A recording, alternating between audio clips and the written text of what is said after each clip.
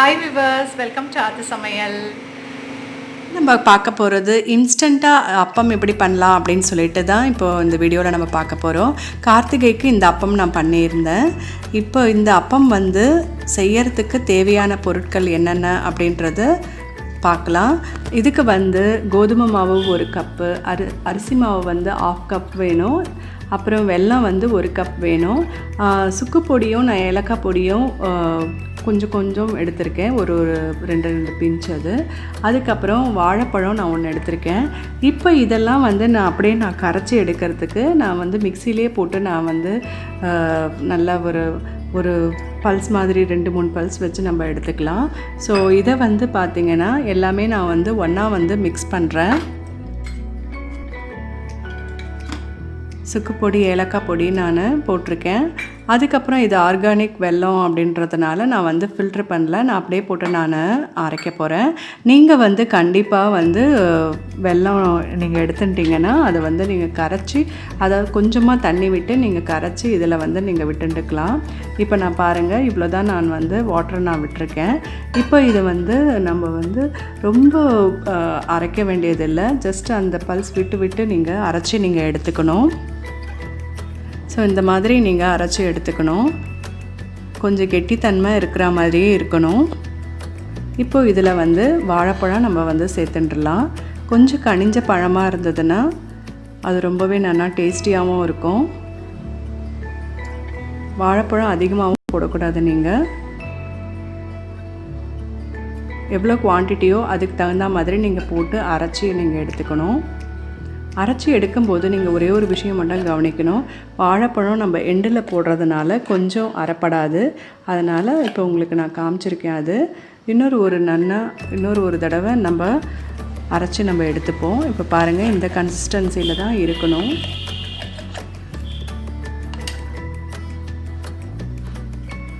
ஒரு குழிக்கரண்டியில் நம்ம எடுத்து எண்ணெயில் விடுறதுக்கு இந்த பக்குவத்தில் தான் வந்து மாவு இருக்கணும். இப்போ இந்த குழம்பு கரண்டியில் நான் விடுறேன் பாருங்கள். அந்த மாதிரி சின்னதாக நீங்கள் எந்த அளவுக்கு உங்களுக்கு அப்பம் வேணுமோ அதுக்கு தகுந்த மாதிரி நீங்கள் கரண்டி நீங்கள் யூஸ் பண்ணணும்.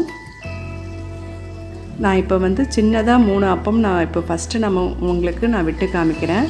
அதுக்கப்புறம் பெரிய அப்பமாக நான் விட்டுருப்பேன்.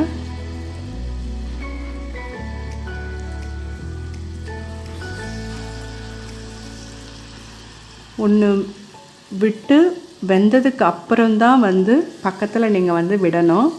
ஃபஸ்ட் டைம் நீங்கள் வந்து ட்ரை பண்ணுறீங்க அப்படின்னா நீங்கள் ஒன்றா விட்டு கூட நீங்கள் எடுத்துட்டுலாம். நான் அதுக்கு தகுந்த மாதிரி ஒரு பேன், நான் வந்து அகலமான பேன் வச்சு நான் இப்போது 1-3 சேர்த்து நான் போட்டிருக்கேன். நல்லா எழும்பி வருது பாருங்கள். இதில் வந்து நான் வந்து சோடா உப்போ எதுவுமே நான் சேர்க்கலை.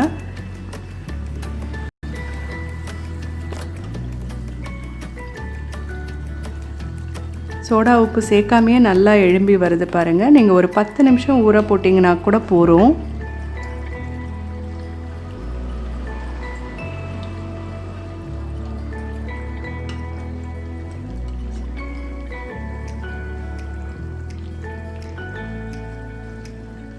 இப்போ நல்லா வெந்துடுத்து, நல்லா கிறிஸ்பாக இருக்குது பாருங்கள். இப்போ இது வந்து வெந்தாச்சு, நம்ம எடுத்துடலாம். அந்த மாதிரி ஒவ்வொன்றா நம்ம வந்து எடுத்துடலாம். எடுத்ததுக்கப்புறம் நான் ஒரு பெரிய அப்பமாக நான் போட்டிருப்பேன், அதையும் உங்களுக்கு வீடியோவில் நான் வந்து காமிச்சிருப்பேன். ஸோ இதே மாதிரி நீங்கள் இன்ஸ்டண்ட்டாக நீங்கள் அப்பம் பண்ணி இந்த ஸ்நாக்ஸுக்கு கூட நீங்கள் கொடுக்கலாம். குழந்தைங்களுக்கு ஈவினிங் ஸ்நாக்ஸாக கூட நீங்கள் பண்ணலாம். ஊற வைக்கிற டைம் அதெல்லாம் இல்லை.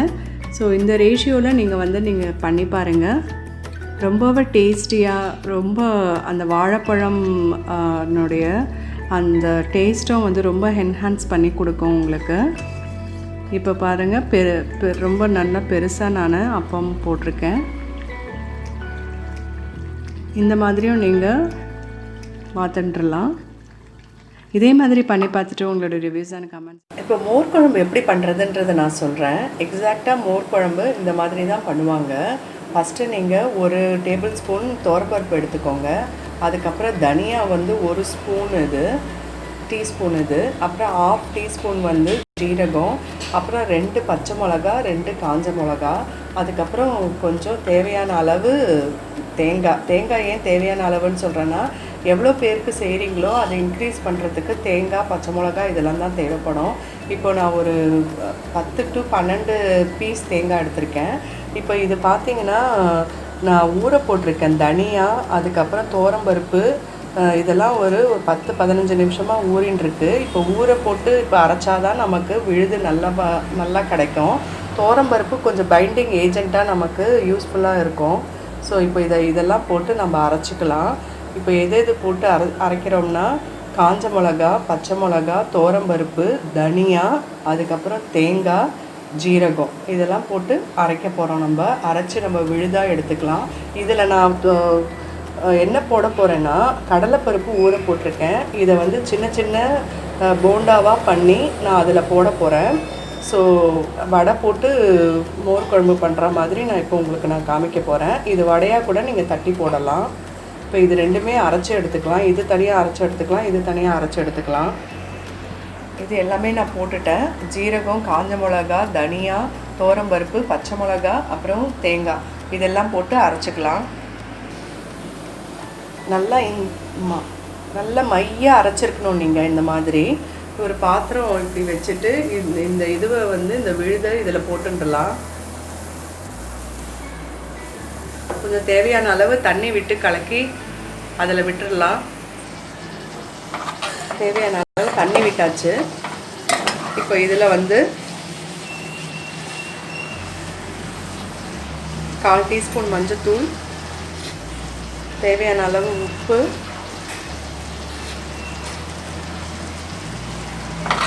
இது அப்படியே கொதிக்கட்டும். தயிர் வந்து ரொம்ப புளிச்ச தயிர் எடுக்கக்கூடாது. நல்லா உரக்கூத்தி நீங்கள் முந்தின நாள் உரக்கூத்தின தயிராக இருந்தால் பெஸ்ட்டு.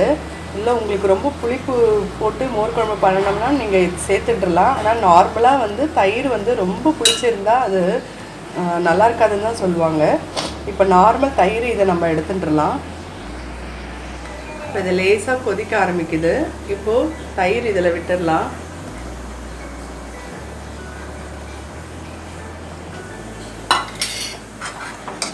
இப்போ இது லேசாக நுர தட்டி வரும்போது இதை ஆஃப் பண்ணிடணும்.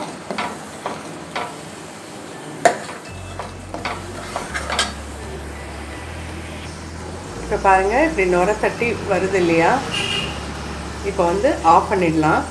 ஆஃப் பண்ணிவிட்டு தேங்காய் எண்ணெயில் கடுகு அப்புறம் கருவேப்பிலை வந்து நம்ம தாளித்து அதில் விட்டுடலாம்.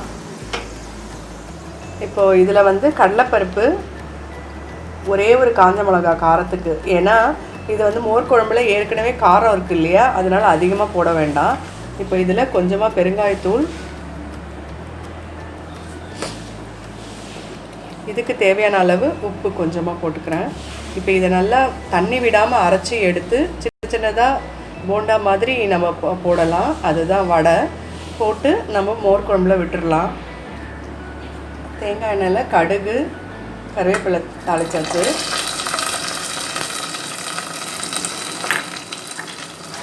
வடைக்கு இந்த மாதிரி திப்பி திப்பியாக தண்ணி விடாமல் அரைச்சி வைக்கணும். இப்போ இது ஒரு வானல் போட்டுட்டு அதில் தேவையான அளவு எண்ணெய் விட்டுக்கோங்க. இப்போ பொரித்து எடுத்துடலாம். எண்ணெய் காஞ்சிருச்சான்னு சின்னதாக ஒன்று போட்டு பாருங்கள். இப்போது கொஞ்சம் கொஞ்சமாக இப்படி போடலாம். மிதமான தீயில வச்சு அப்போ தான் வேகும்.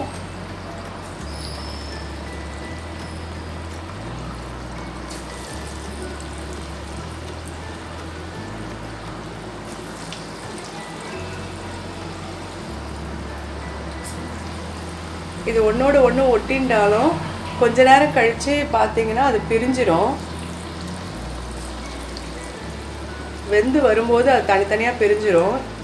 இப்போவே கரண்டி விடாதீங்க.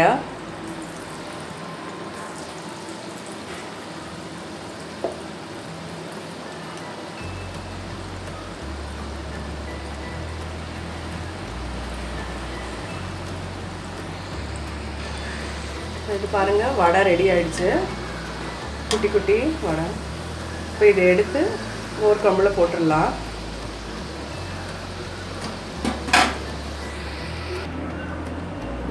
ஒரு டிஷ்யூ பேப்பர் வச்சு இந்த மாதிரி போட்டுக்கோங்க. ஃபஸ்ட்டு போட்டுட்டு இதில் விட்டுடுங்க. இப்போ வடை மோர் குழம்பு ரெடி ஆகிடுச்சு. இதே மாதிரி நீங்களும் பண்ணி பார்த்துட்டு உங்களுடைய ரிவ்யூஸ் அண்ட் கமெண்ட்ஸ் எனக்கு போஸ்ட் பண்ணுங்கள். Thank you very much.